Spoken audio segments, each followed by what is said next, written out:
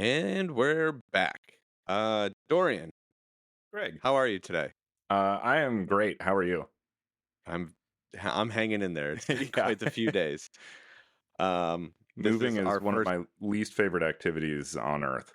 Yeah, it's been a rough one too. So this is our first recording since I've made the move to New York, and lots of things are happening.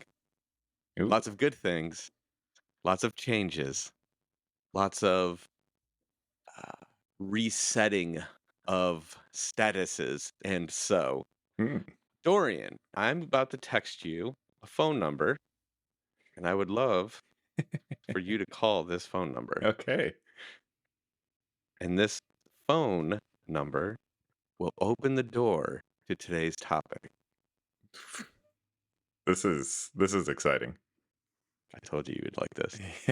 Let's see. What am I doing?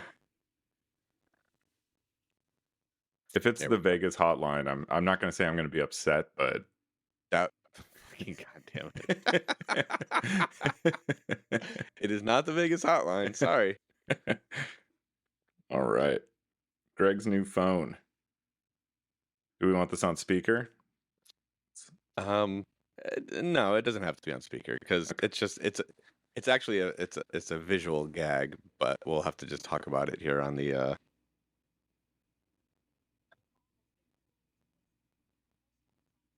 What happened?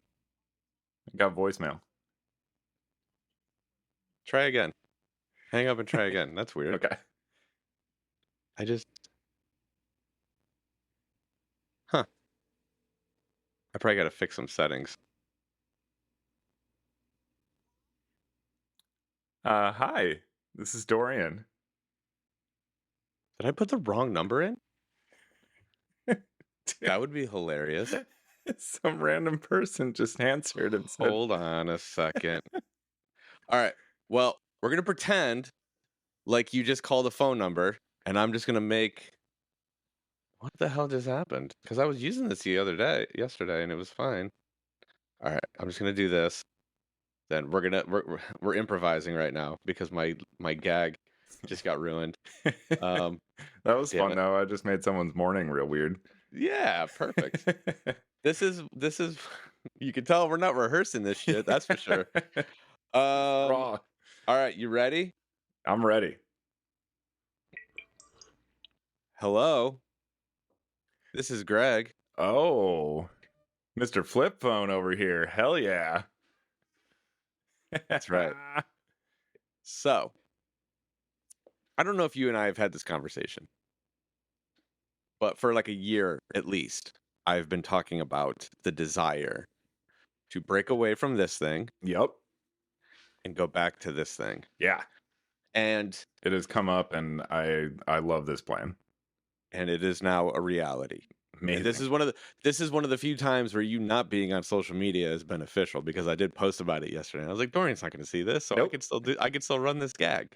I got to double check that phone number I put in my phone now because I gave it to a few people. This poor woman.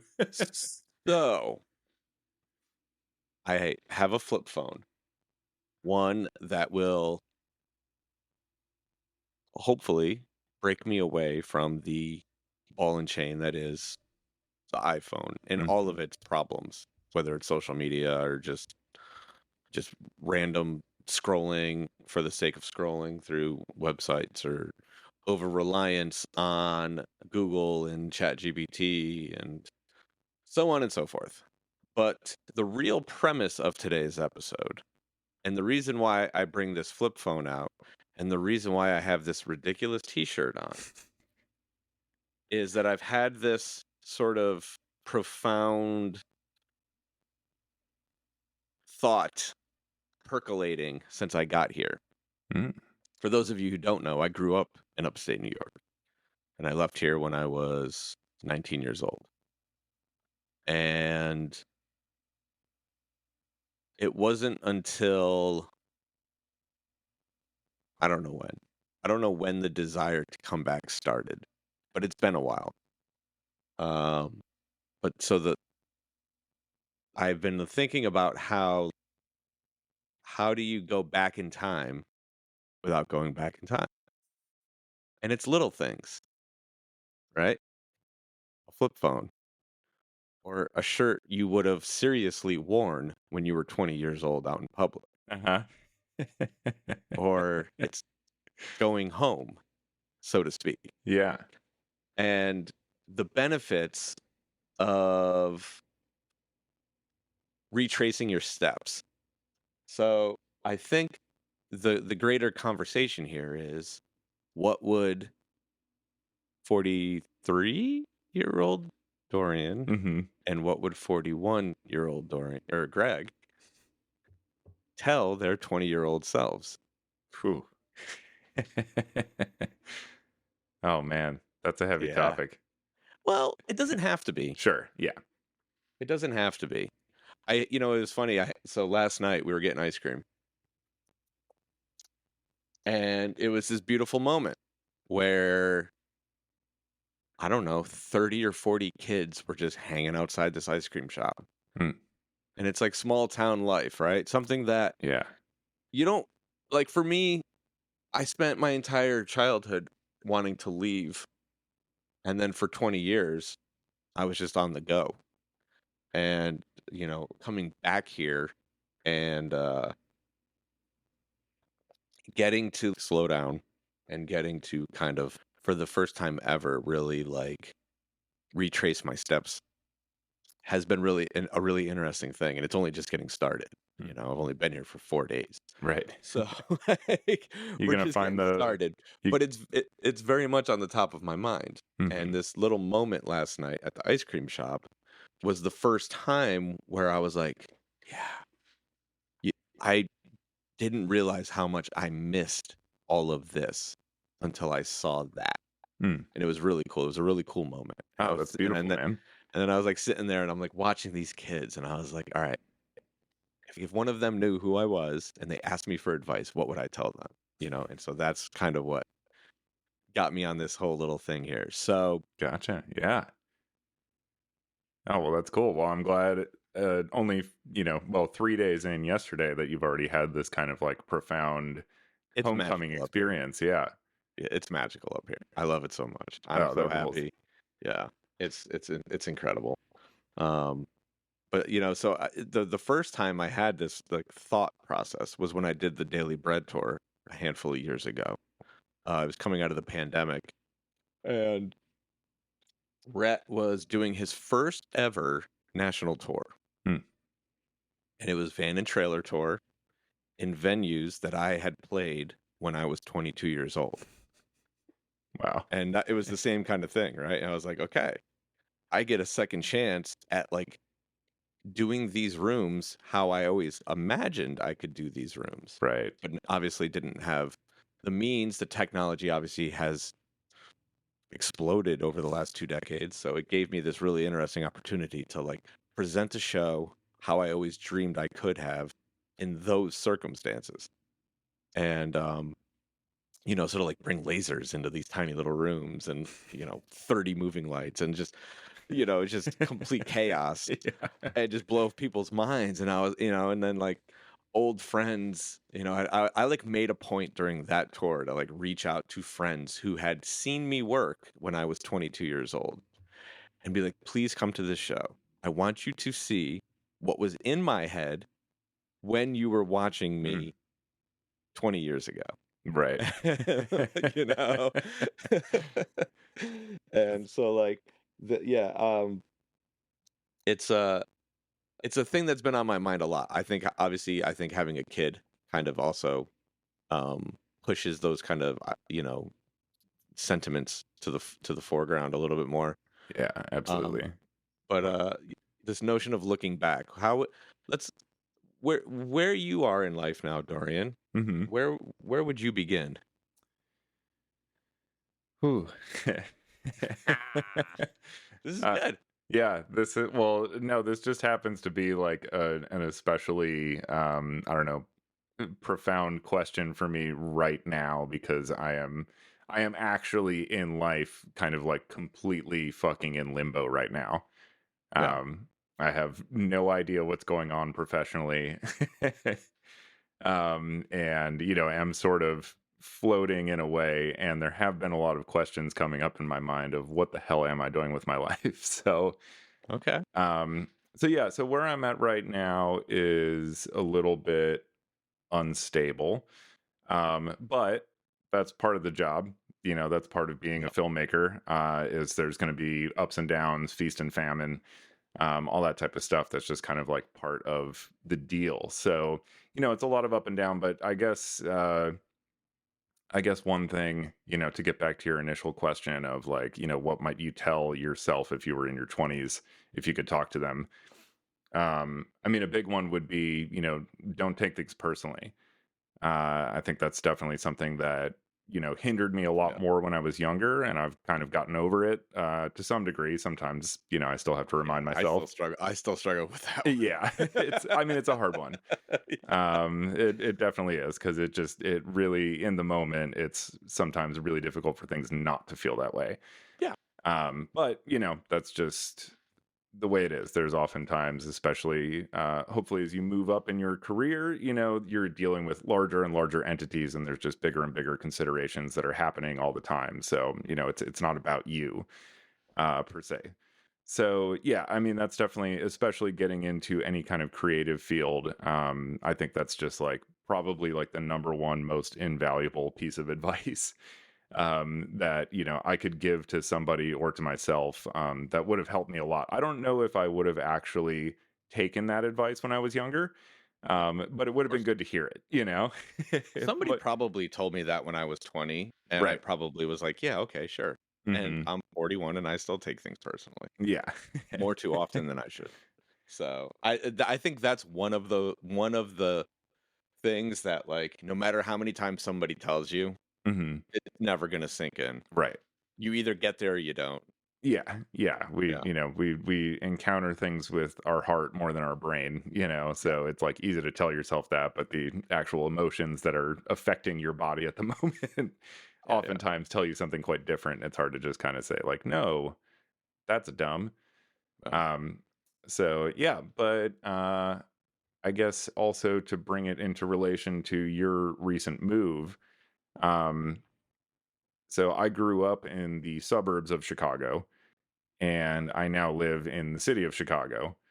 So I'm only about 30 minutes away from where I grew up. But I have like that 30-minute divide to me is actually like a chasm, you know?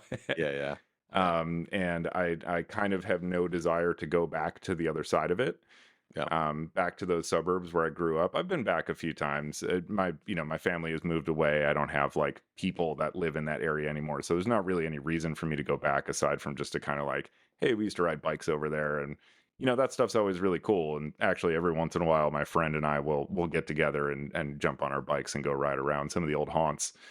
And it's always very fun. But as you brought up about having a child now, I think that's one of those things that really kind of like recontextualizes a lot of that stuff. Oh, yeah. I have no personal experience. I am childless and hopefully remain that way. But uh, but I know from lots of friends and from you talking about it as well that like all the things that we kind of like to poo poo about our childhood, like, oh man, it was all, maybe it was strict, or like, the town you lived in was kind of like closed minded or just too small or like sheltered or whatever it is. But then I don't know, it seems like once you have your own children, you start to think about like raising them. You go, you know Yeah. what? We had it pretty good there, Yeah. like for my parents bringing me up in the world, this actually made a lot of sense because the schools were great, it was quiet, it was safe, Yeah. peaceful, there were good people around, just all those types of things. It was wholesome. Like you were saying, there's kids hanging out at the ice cream shop. Yeah, yeah. uh, It's yeah. so all that stuff gets painted in just like such a completely different light. It seems like once you're once alimentation enters into your own routine, as it Yeah. were. Yeah, I think it's what so I had this, like, there was one part of my childhood that I cherished beyond belief. And it was the last it was it was like out of high school, and then like I was only in college for a short period of time, but like so, um, I guess. Well, no, I guess I left Oneonta when I was like 20. How old was I? I guess I would have been 20. I don't know. It doesn't matter. So Mhm. there was a couple year period where I worked at this coffee shop in my hometown called the Magic Bean, and um it was like the central hub of the community. Everyone went there. It was the one coffee shop. Hmm. And so like for me, because like I was kind of like a lost soul in all of it, that was like where I finally found myself in a sense, right? That's where I met so many people and started to actually like get, the like the community ideas and learn about, different music or different, pop culture things or different philosophical things or blah blah whatever, so on and so forth. And one of the worst days in my life was when that place was sold. And I was so sad because I knew that the new owner was going to suck the soul right out of that place. And it didn't take him long. And That sucks. yeah, and so when I left Oneonta and it was just like full steam ahead, right? In like the music world, th- the music world became my community, right? And that's a weird place to be because, you know, depending on where you are, the community changes. Depending on, the circumstances, you want to be a part of the community, you want to run away from that community. Um, it's a more, what's the word here? It's a more like, what's the when like a volcano's about to erupt? Um, I don't know. You, it's volatile. There we go. It's Sure. a more volatile community, right? Okay. So when I lived in Atlanta, we lived in a neighborhood where I was like, okay, maybe I can find a new community here. But for some reason, it just never worked. And I think Atlanta is an interesting city in the sense that it's like six different ecosystems all kind of connected to each other. Mm. And they don't interact with each other in the best ways. And so there's never that sense of community. Okay. And, and I tried a bunch of different pathways there, when I was like, whether it was in the music stuff and then going into the art stuff, going in with like the people that like we became friends with and trying to integrate with them. And I don't know, it just never felt right.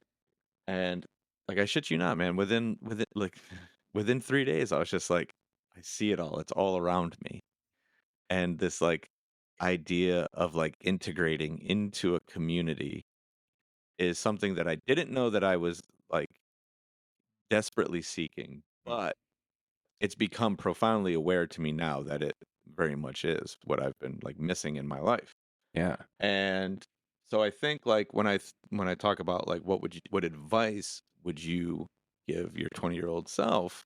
First bit of advice is embrace whatever community you're a part of, for better or for worse, right? Because the worst thing that you could possibly experience is to not have a community, to not Mhm. have an ecosystem of people. They don't even have to be your friends. Just an ecosystem of people that you can interact with on a regular or semi-regular basis, where the exchange of ideas, and I don't fucking mean social media. Right. Being a part of a Facebook group does not mean you're in a fucking community. All right? Yeah. And I'm gonna say Being that, around people where when they say something, you have to respond to it. yeah. You can't An just exchange of walk energy, an away. exchange of ideas. Yeah. Yeah. In a tangible sense. That's community. And it's given me a lot of like newfound perspective on how I want to kind of like carry myself moving forward, Mm. which is interesting too. Because I've always been very engaging with people in within the pretty lights world, but I've been very, very, very like pulled back everywhere else. And not to say that there's going to be a flip, but I will certainly be making more of an effort in my personal life to have those exchanges. Right. Because in my professional life, it's in abundance. That's fine. It's great. Yeah. Um, Well, it's such a but like, collaborative, world that it's like you have to be. And it's yeah, easy, I definitely feel the same way. Like film, even outside of work with pretty lights, it's always, watch the end credits of any movie. There's a million names, and like yeah, as director, I've got to work with all those people.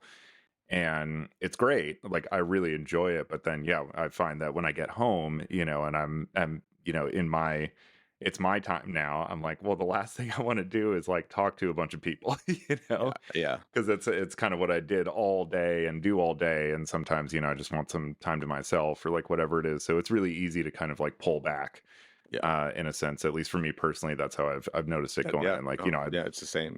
Yeah, I live with my wife and we've got a dog, and they're kind of like my social circle.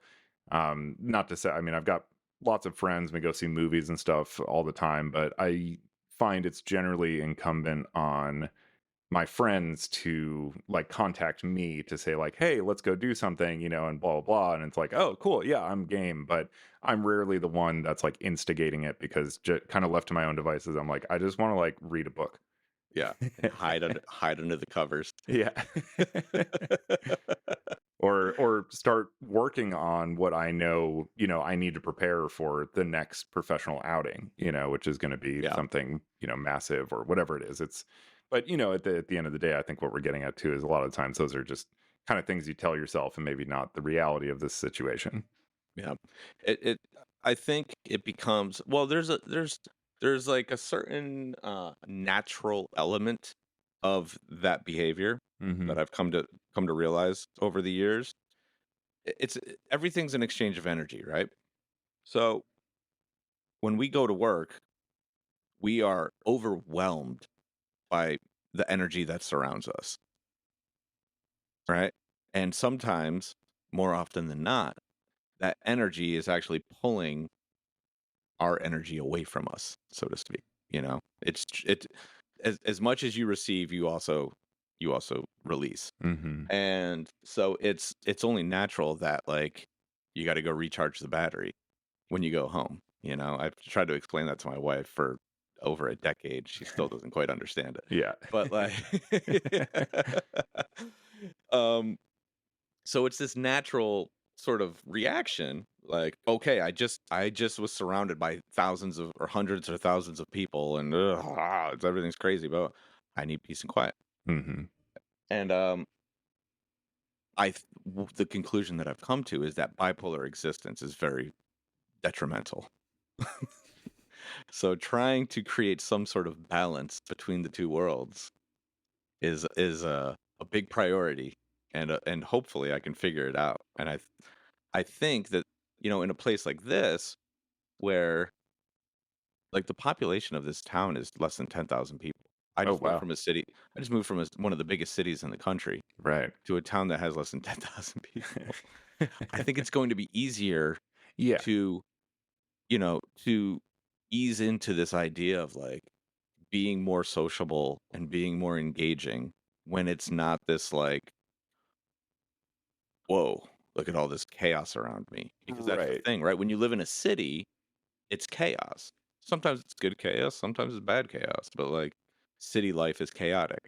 And so, Yeah, the environment you're coming back to is yeah, like in a lot of ways very similar to the environment you just left.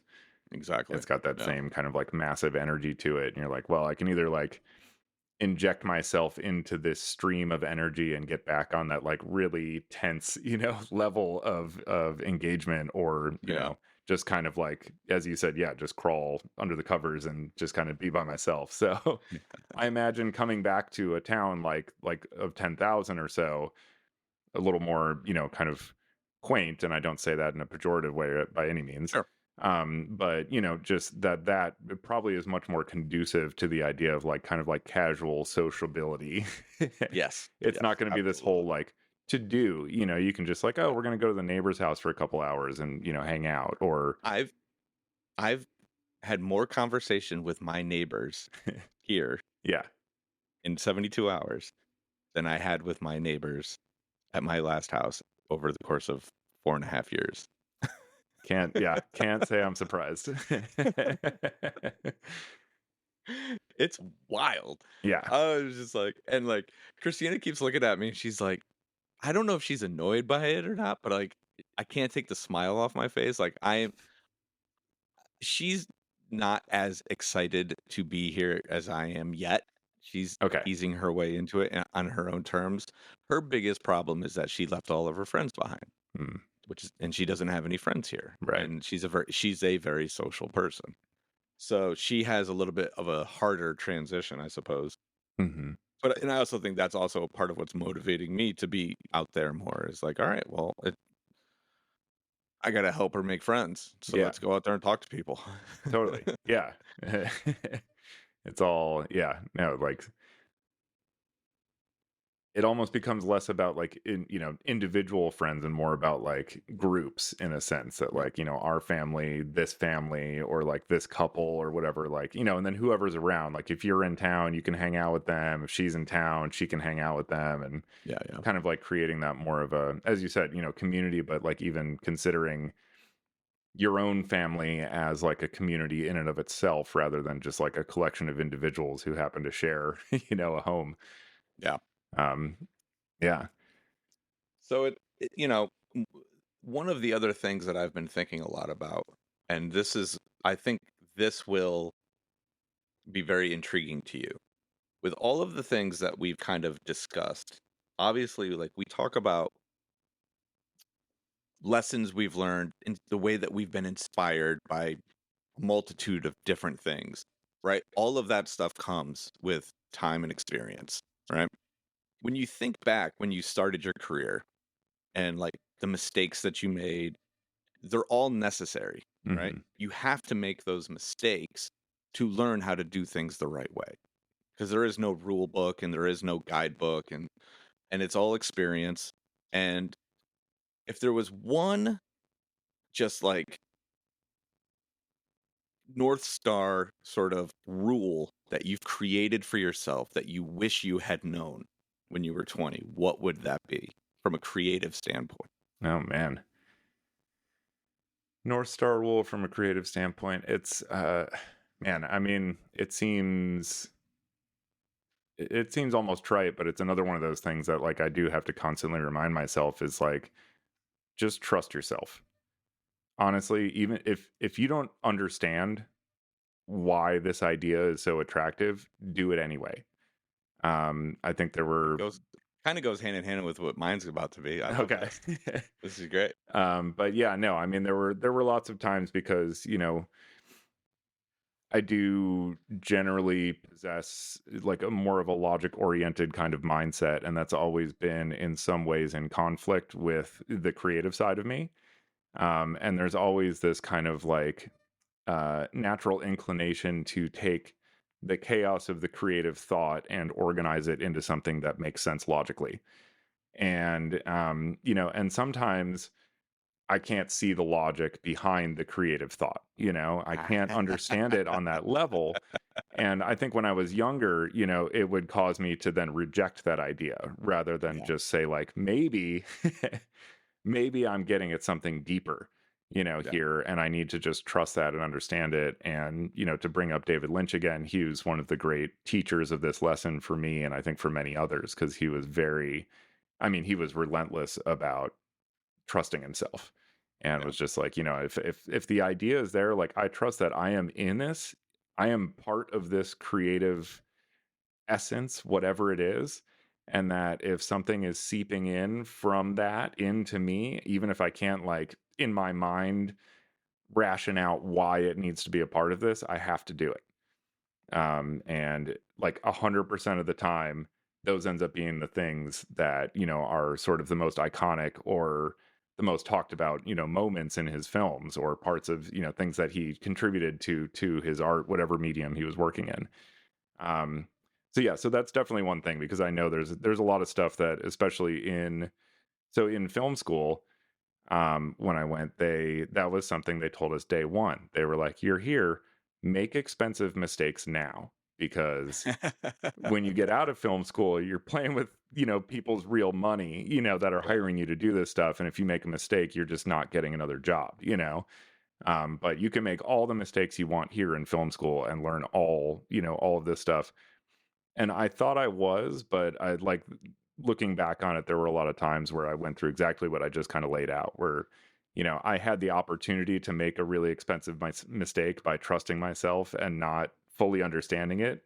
But instead, I kind of like rejected the idea because I don't know, I wanted to impress my teachers or whatever, and bring them something that was like really polished and really kind of like had all the storytelling, subtext, metaphors, whatever, kind of really dialed in. I didn't want to walk in and they'd be like, "Hey, what's with that? Like, why is that one pipe painted red in the background of this shot?" And be like, "I don't know. I didn't want to walk in and say that." But in all honesty, I think if I had and said like I was looking at the shot and it just like spoke to me and said it needed to be red, I think they would have been like, "That's great. You should like 100% trust those things." But instead, I kind of like self-censored and self-edited and brought myself to a place where who knows if the red pipe in the background would have made the short film any better? Yeah, yeah, yeah. but Totally. but it would have done a lot for me in terms of building that self-confidence, um uh in terms of trusting my ideas and my creativity, and that like it's at the very least it's not leading me astray. Maybe it's not going to be like the thing that takes this off into the stratosphere and makes it a masterpiece, but it's being true to whatever this artistic calling is that I've felt my entire life, and like that honestly Yeah. at the end of the day is the most important thing. That's so I love this so much. This is why we make a good team, right? Because we're about to say the exact same thing, but come at it from completely different angles. Oh, lovely. Because my North Star rule would be to trust those around you. Hmm. I never had the problem that you just described. I've always believed in myself, probably to a fault. But my ability to trust those around me has always been in question. Mhm. And similarly to what you just described, it's so inherently important to be a good collaborator. You know, when it comes to any sort of team creative situation, it's impossible for any of us to do this by ourselves. Whether it's make a movie, whether it's make a stage design, whether it's, make an album, whether it's, the only time that I the only time that I get to be independently creative is when I paint. And that's and the whole idea of not questioning myself and that, that's why I think I got decent at painting so quickly is because that's always been a strong suit of mine. Sure. The team environment has always been a little bit more of a challenge for me. And regardless of taste or even logic, it's more often than not beneficial to hear out those around you, see their idea through. Even if it doesn't get to the finish line, it may bring something to the table unintentionally. And it's something that I'm working a lot on, especially in light of recent events, um, to just be more open-minded and receptive to all of the ideas that are kind of floating around me. Mhm. And it's more often than not yielded good results, but it's still a very interesting thing to me to think about because for so long I was just in my own little box, just waving the magic wand around and coming up with wacky, crazy ideas. Mhm. And now that we have a much more like team environment, it's taken the pressure off of me, but it's also, you know, uh taken away a certain level of creative energy, I guess, that I would generally, be responsible for. It's not a bad thing. It's an interesting thing. Yeah. Uh, It's just it's a different thing. It's it's a a different thing, exactly. yeah, And so, yeah, I think like, it- what we're both trying to say is just trust the process, whatever your process entails. Whether 1000%. it's trusting yourself, whether it's trusting in the people around you, whether you like it or not, just have trust. Because, being creative, there is no right or wrong answer. It's what's best for the situation. Yeah. And you're never going to get perfect. You just don't want it to fail. Yeah. And I've it's funny, I actually was talking to Derek about this like a couple of weeks ago. But I was like, I've realized, and this goes into trusting your process, which is just the perfect way to sum that up. That's really what Yeah. it is. It's not about trusting yourself, trusting other people. I mean, it is, but like the Yeah. larger thing that Yeah. we're really, really talking about is just what the creative process is. And that's a personal thing. And however it goes for you, you need to trust, to see it, trust yourself to see it through and that it Yeah. needs to run its course. Cause I've discovered that part of my creative process is fucking hating the thing that I'm making. And I know that when I hate it, I'm about halfway done. That's it's true. It's like 100% of the time, 50% of the way through the process, I'm like, this sucks. It's like total waste of everyone's time. Why am I even continuing to work on Oh, this? And then man. I like step away for the night and I come back at it the next day and I'm like, all right, there's some decent stuff in here, Yeah. and then it just improves from there. And then by the time it's done, I'm like, I love this. I Yeah. really, really love it. But I have to get to that point somewhere along the process. And it's been that way for basically everything I've ever done. Yeah. I mean, that's just making stuff. Yep. It's gotta Yeah. suck before it can get good. Totally. And Yeah. but that's the thing is like I kind of get excited when I feel that way now. It doesn't like bum me out, like, oh damn it. Yeah. I'm Yeah. like, Yeah. no. I'm like, cool. The process is working its way, it's Yeah. taking its course. And now that I'm here, I know I've made some really good progress. That's awesome. Yeah. So but yeah, and then that's just, it moves on from there. But yeah, the collaborative element also though is definitely worth talking about a bit because it is an interesting thing, and I definitely struggled with that at the beginning of my filmmaking career because yeah, I've been writing for a long time, and writing is like the most solitary activity imaginable. If you want it to be, of course, there's collaborative ways to do it, but Yeah. the classic, uh, you know, Stephen King locking himself in a cabin in yeah. Maine or whatever. Totally, like writer's retreat, or Yeah. just like I'm in my own private hell and need somewhere to spill my thoughts because no one will listen to me because I don't have any people in my life. There's a lot of, very I think overly romanticized viewpoints of like, the kind of like lone wolf writer in a way. Yeah. But yeah, in general, it does at the end of the day, like even if you're collaborating with somebody, when you sit down to like write the words, you're probably doing it, on your own. Yeah. Um, and so moving from that into film, which is like wildly collaborative, unless you go like the Robert Rodriguez route, and I've certainly done plenty of like one man band type of productions. But in general, everything's better if you're working with people who are going to specialize in all those things. Yeah. And that was a big hurdle for me because I was so used to just kind of having like I was the only creative in the room. It was just me and the piece of paper, and the piece of paper didn't have much to say. So getting into rooms with people that have strong opinions about this stuff too, where they'll even like challenge you on things and say, "Hey, why would you do it that way? That actually doesn't make any sense." That takes again, going back to not taking things personally, that was another big lesson right off the bat. Was like, okay, they're not like attacking you and saying like you're a shitty writer or like a bad director or a bad filmmaker. They're actually invested and want to produce the best thing possible.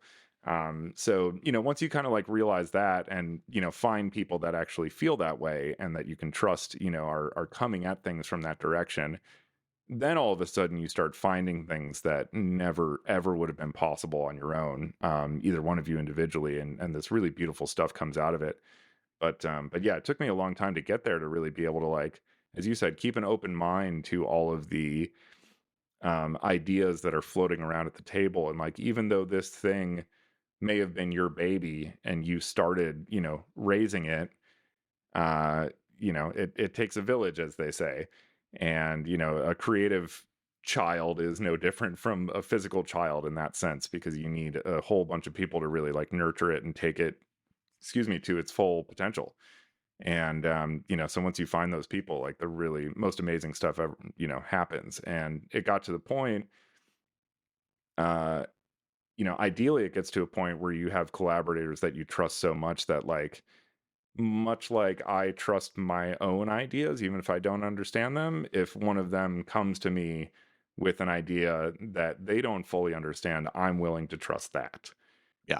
And I've Yep. I've only had a handful of people in my life that I've gotten to that, relationship level with, but it's a really magical thing when it happens. And I won't hesitate to say the brilliant Ryan Barina, who is one of my closest collaborators in my creative life, and who I was lucky enough to just work with again a couple of weeks ago.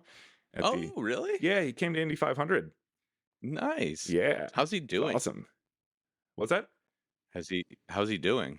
All things considered, Yeah. he's had a rough go the past several months, but things are slowly but surely kind of coming back around for him. So, Good. but yeah, he had a great time at Indy 500, and the two of us just, yeah, were relishing in each other's presence the entire weekend. So that was wonderful. But he's one of those people that, we were. Uh, he was my cinematographer for everything that I directed for probably about 12 years, from like a feature film to shorts to commercials to music videos. And so we developed just one of those like telepathic relationships.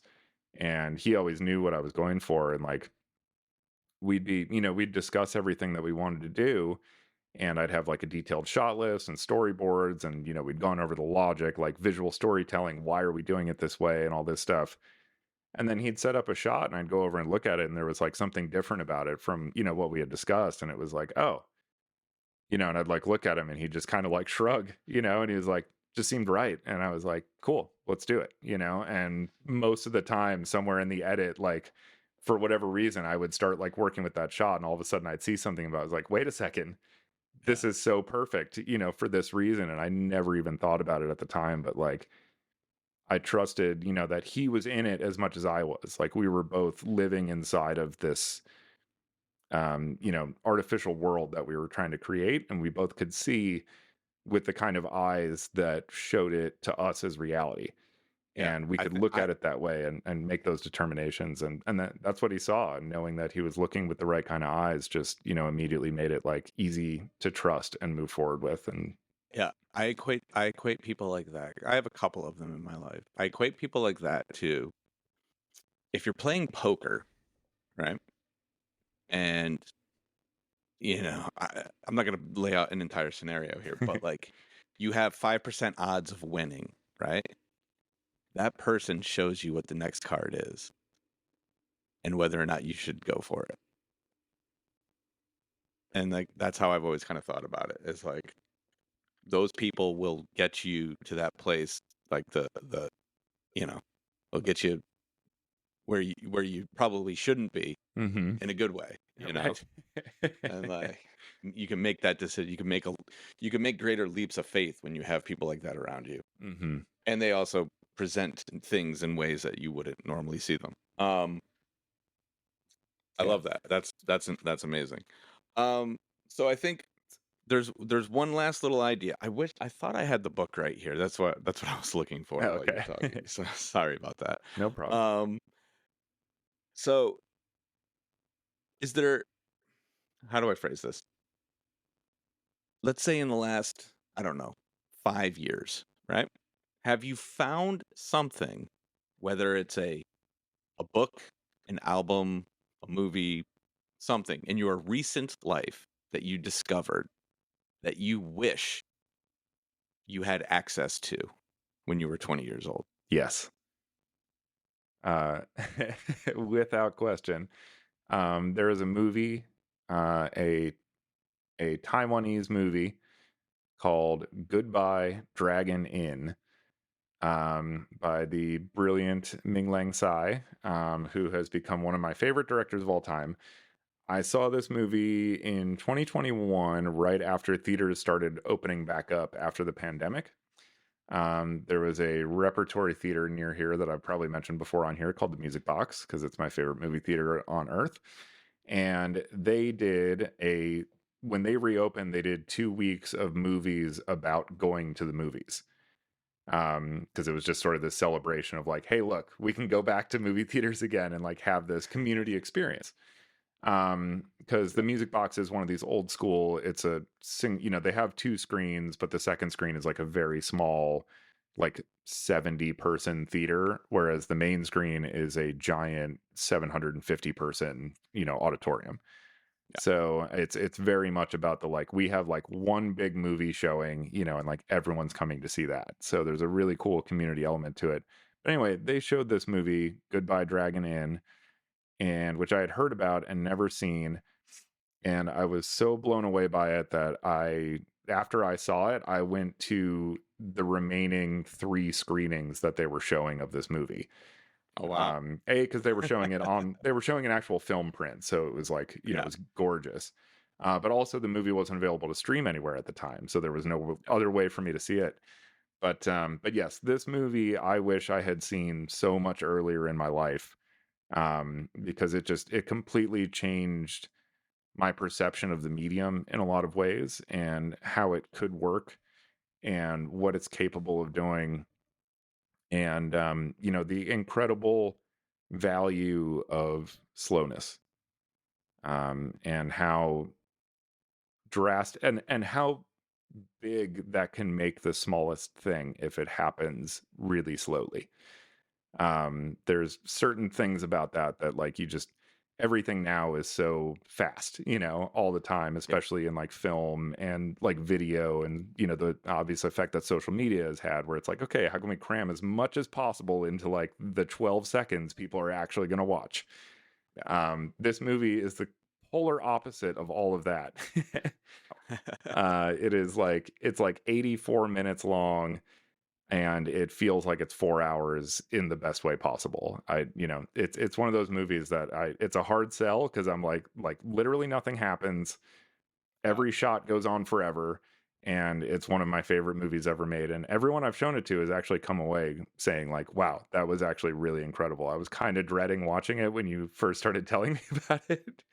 But yeah, really, really floored by it. But it's been one of those like, um, North Stars for me since I've seen it, as far as, thinking about film and what's possible with this medium, and just as a way of reminding myself that there's so much that hasn't been done with it. And, uh, And, that's a big thing. Yeah. yeah, and that there's new valid ways of looking at it that we haven't seen yet, just because there's so many paradigms and structures and, things of that nature, organizational systems and methodologies that are so set in stone in this medium, because that's traditionally what's been successful, until somebody comes around and does the complete fucking opposite and does it well, and everyone goes, "Oh my god, this is Yeah. amazing!"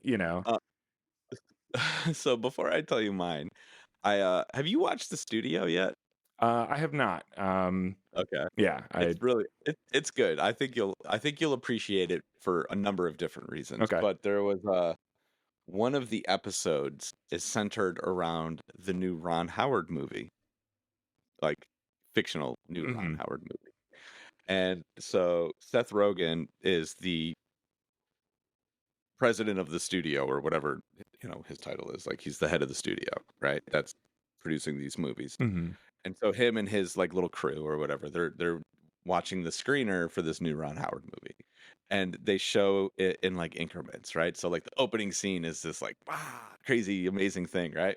And then it's like 30 minutes later, they're like laughing their asses off because it like, you know, it's like action comedy, this, and then like it goes an hour later and like Seth Rogen's like wiping tears from his eyes. It's like this emotional roller coaster, right? And then it's like 2 hours later, and then all of a sudden it like hits a brick wall, and 2 hours and 45 minutes later, everyone's fallen asleep. Yeah. And the whole premise is that the first 2 hours of the movie is incredible, Yeah.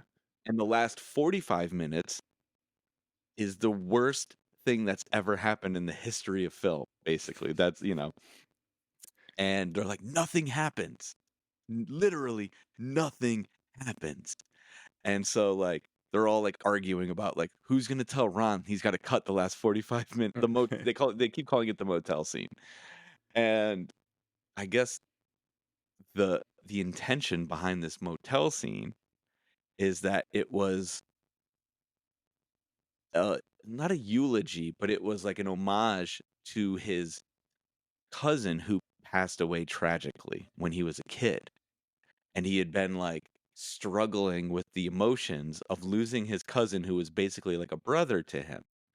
And so they find out what this whole motel scene is what the premise of this motel scene is, and none of them can get the courage to tell Ron that he has to cut the last 45 minutes of this movie where literally nothing fucking happens because it's an homage to his dead cousin. Uh-huh. And like the whole premise and the way the episode plays out is fucking hilarious. It's really good. But you just made me think of that when you were talking about like how slow, that movie was. Mhm. Um, so that's a fun little sidebar. Yeah. So Yeah, no, and I mean, I I think that's also like a really, um, really I don't know, maybe not insightful, but sharp, criticism of runtimes in movies in general nowadays too, which is great that it's like, well, you obviously had like an hour and 45-minute movie here that was very good that you bloated into 3 hours for no good yeah, reason. yeah.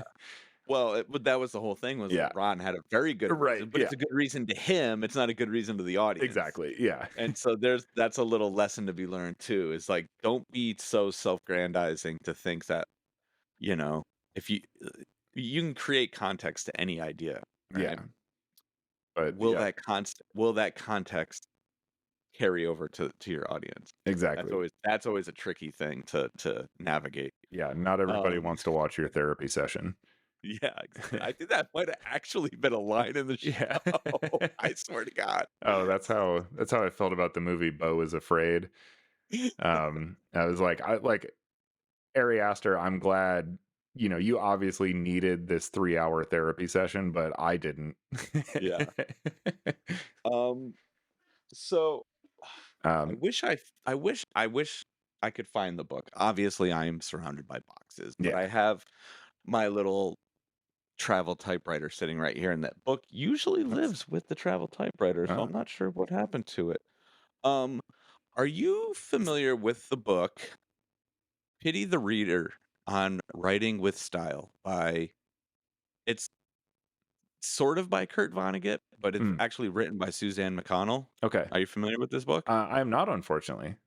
So Suzanne was one of Kurt's students, and she worked closely with him throughout his career. Mm, And basically, what she's done is it's a collection of excerpts from other books he's written and short stories, conversations that they've had, philosophies that he's talked about in interviews. So it's this whole kind of amalgamation of how Kurt thought about writing oh, cool. and thought about life. It's a really interesting book. I'm only like halfway through it.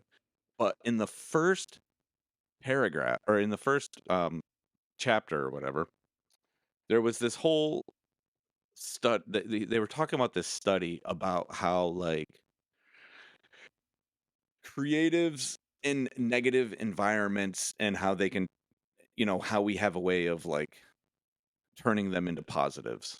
And it was like this really profound thing that I read, and because it was always something that and I think we've talked about this a little bit where like I think even like last week or 2 weeks ago or whatever we talked about like the happier I am the sadder the music I listen to is, Mm. and vice versa. um and it was something that like it took me a long time to accept, I guess would be the word.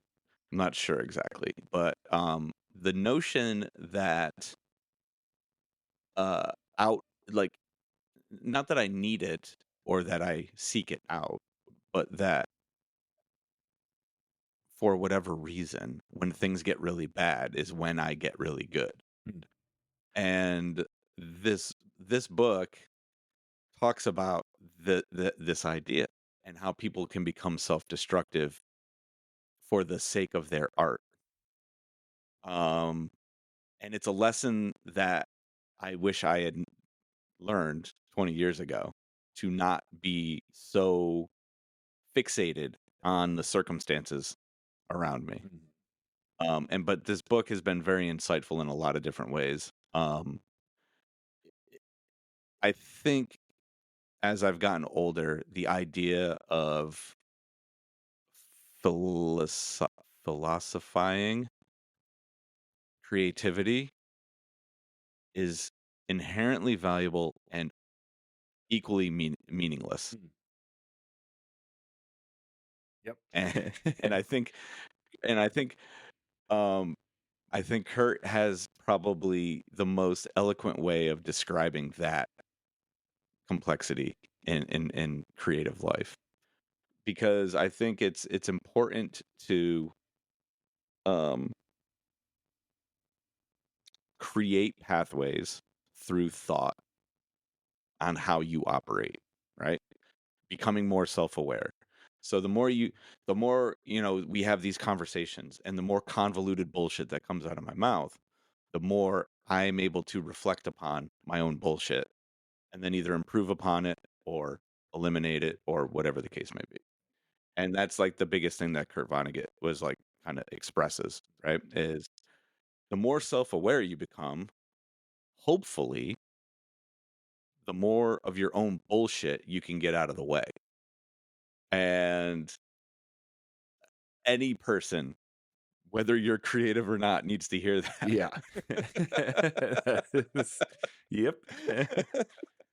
We are our own worst enemies. We are the Yeah, architects of our own demise. All the things that have been said about the ways that we hurt yeah, ourselves are true. But yeah. yeah, there's a way forward. Yeah. And But that sounds you should awesome. definitely you should definitely check that. Yeah, you need to check that book out, because I think I don't know I know you write all the time, Yeah. but like I don't know how much you write with like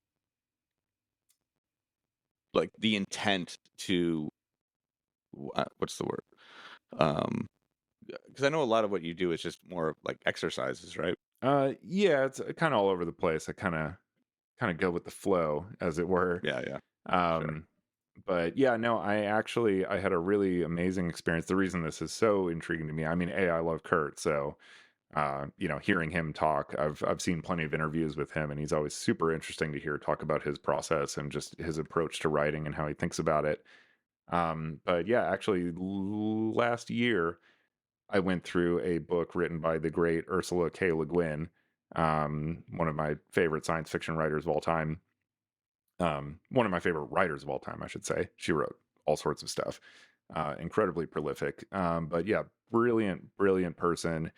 And she wrote a book called Steering the Craft, which is, all about, she used to teach a writing workshop. And she was like, there was so much demand to get into it, and we could only have so many people, and other people couldn't travel, that I decided to kind of like turn it into a book so anybody could read it. And, there's exercises in here, which you can do, which will be helpful, but you could also just read it and not do the exercises and still get like tons out of this book.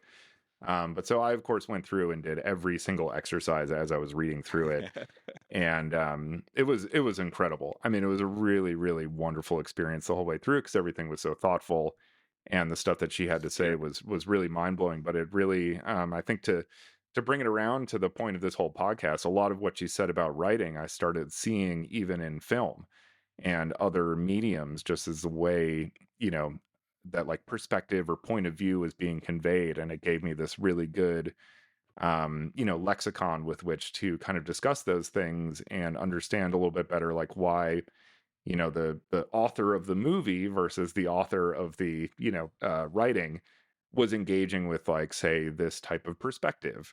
Why the scene was being told from this person's point of view instead of that person's point of view. Why suddenly out of nowhere there's a narrator, for like a minute. Yeah.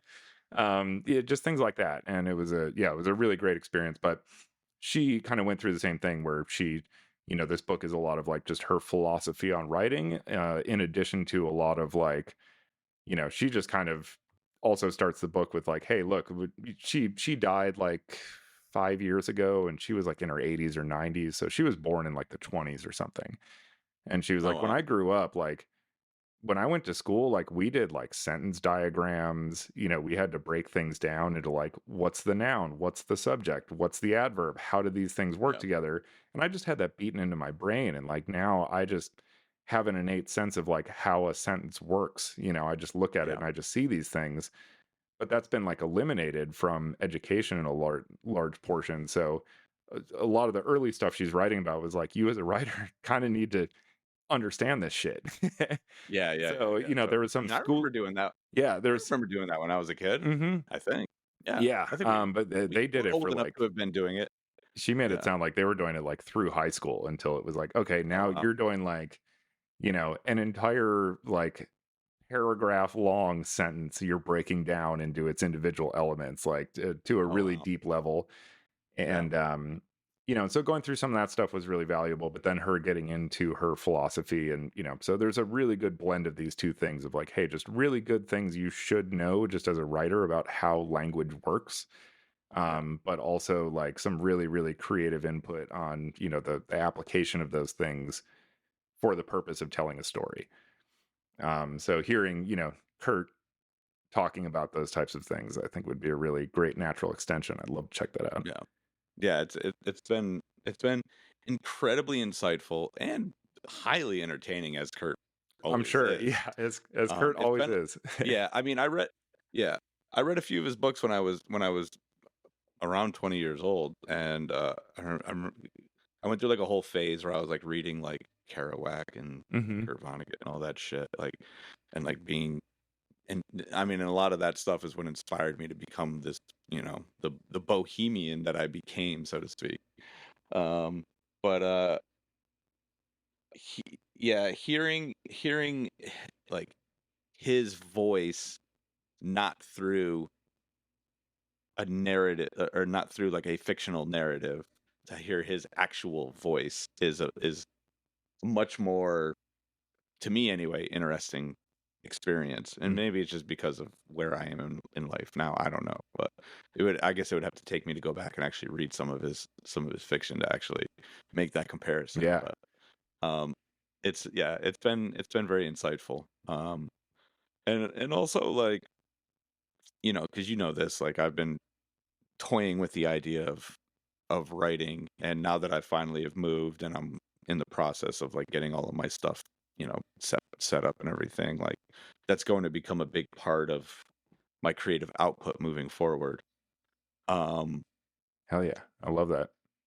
and uh, I think, again, like I was just saying, like this podcast has helped me in the sense of organizing my thoughts and organizing philosophies that I've kind of, f- come to over the last 20 plus years of being a crazy person. So, you know, here's the ultimate moral of the story here. You can't go back in time, but you can certainly get a flip phone and pretend like it's 2003. Put on All your over. psychedelic Furby shirt.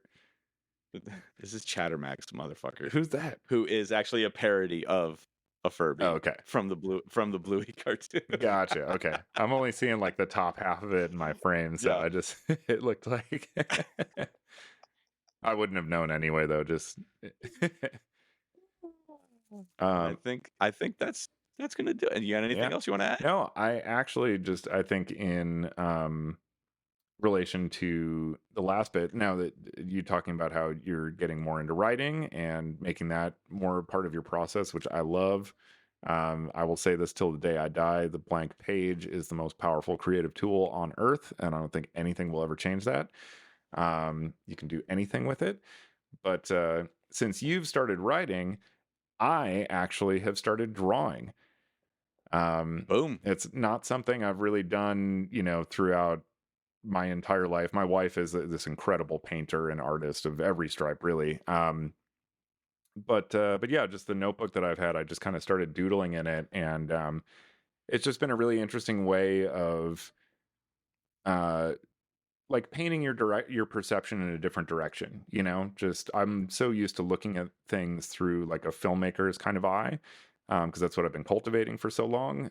But looking at it at something as I'm now going to recreate it with lines on a piece of paper, is like a very, very different way of perceiving something, and lets you look at it and notice different things about it. And found that really valuable, not only for my writing but for my filmmaking as well, to have this other Yeah. way that I'm like looking at objects and looking at the world around me, in a way that kind of forces you to break it down to its individual pieces and like what actually constitutes this thing.